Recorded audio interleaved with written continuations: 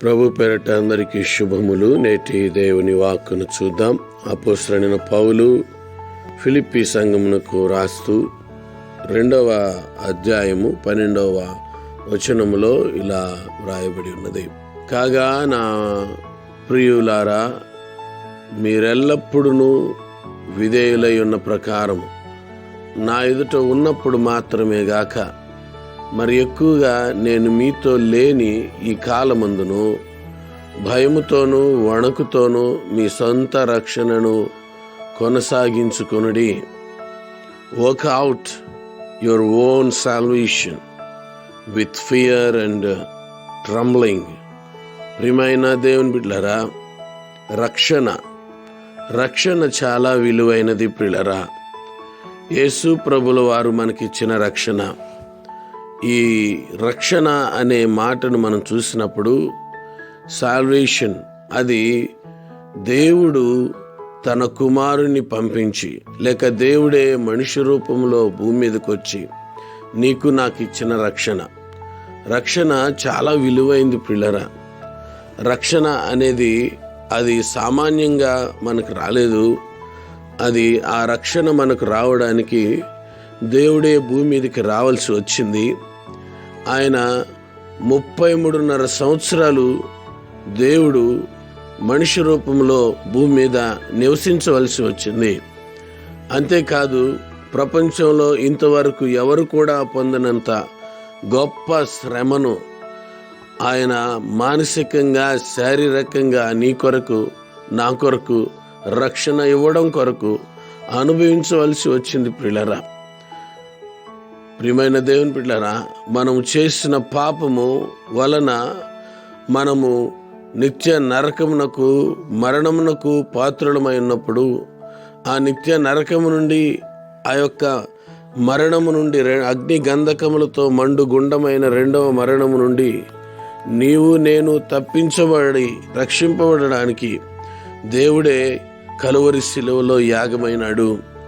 దేవుడే మనిషి రూపంలో రక్తం చిందించి, ఇదిగో ఆయన శరీరమంతా రక్త గాయాలతో, ఆయన శరీరమంతా రక్తపు ముద్దగా మార్చబడింది, చీల్చబడింది. భూమికి ఆకాశానికి మధ్య ఆయన వ్రేలాడదీయబడ్డాడు.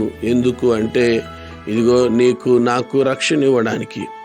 అయితే ఒకసారి రక్షింపబడిన మనము, ఆ రక్షణ మనకు అనుగ్రహింపబడినప్పుడు, ప్రియమైన దేవుని బిడ్డలారా, మొదటిగా రక్షణ లేని వారు రక్షణ పొందవాలి.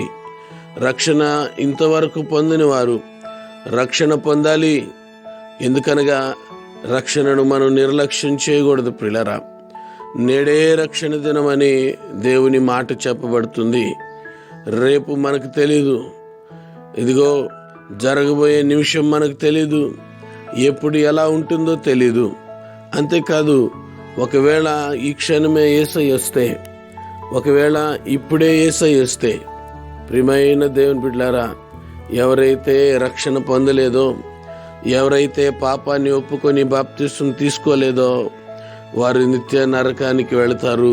ఎంతో ఘోరమైన, భారమైన, బాధాకరమైన విషయం ప్రియులారా. గనుక ఈ సమయంలో మొదటిగా రక్షణ లేని వారు రక్షణ పొందాలి. పశ్చాత్తాప్తులై మారు మనసు పొంది పాపక్షమాపణ నిమిత్తము బాప్తిస్మము తీసుకొని, ఇదిగో ఎప్పుడు యేసయ్య వచ్చినా వెళ్ళడానికి సిద్ధంగా ఉండాలి. రెండవదిగా, రక్షింపబడిన మనము వర్కౌట్ చేయాలి. అనగా ఒక జిమ్కి వెళతాడు, ఒక అథ్లెటిక్, ఒక పరుగు పందెంలో, ఒక క్రీడలో పాల్గొనేవారు కావచ్చు, లేదా ఒక శరీరాన్ని సౌష్ఠవంగా కాపాడుకుంటున్న వాళ్ళు కావచ్చు. వారు ప్రతిదినము వ్యాయామం చేస్తారు.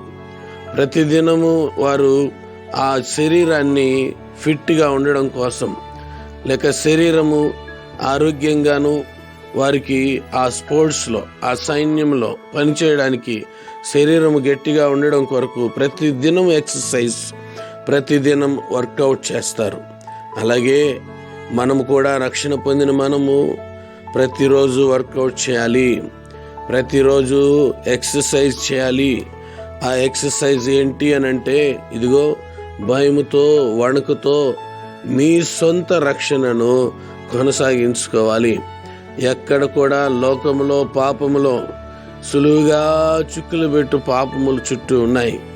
చిన్న చిన్న మాటలే, చిన్న చిన్న సంగతులే ఇదిగో మనకు నిత్య రాజ్యాన్ని దూరం చేసే ప్రమాదం ఉంది.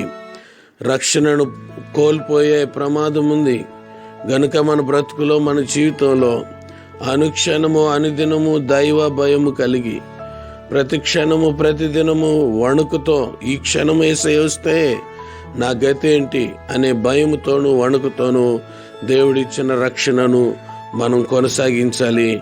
ఎవ్రీ డే, ప్రతిదినం వర్కౌట్ చేయాలి, ఎక్సర్సైజ్ చేయాలి. వాక్యము ప్రార్థనతో ఇదిగో నిత్యము మనం సిద్ధముగా ఉంటూ, ఇప్పుడు యేసయ్య వచ్చిన నేను ఎత్తబడగలను, నేను వెళ్ళగలను అనే ఒక దృఢ నిశ్చయం కలిగి ఈ లోకంలో బ్రతుకులాగున పరిశుద్ధాత్ముడు మనకు సహాయం చేయునుగాక. ప్రార్థన. పరిశుద్ధుడా, కృపగలిగిన మా దేవుడా, నీకు వందనాలు, స్తుతులు, స్తోత్రాలు అయ్యా. ప్రతిదినము నాయన ఆత్మ సంబంధమైన వ్యాయామములో వాక్యము చేత, ప్రార్థన చేత మేము ఆయన భయముతో వణుకుతో మీ రక్షణ భాగ్యాన్ని కొనసాగించుటకు కృప చూపమని యేసు నామమున అడుగుతున్నాము తండ్రి. ఆమేన్. మన పరమ తండ్రి అయిన దేవుని ప్రేమ, కుమారుడైన యేసుక్రీస్తు వారి కృప, పరిశుద్ధాత్మిక అన్యోన్య సహవాసం, కాపుదల, భద్రత ఇప్పుడు ఎల్లప్పుడూ సదాకాలం మీకు, మీ కుటుంబములకు, ప్రాణాత్మ దేహములకు తోడైండి నడిపించునుగాక. ఆమేన్.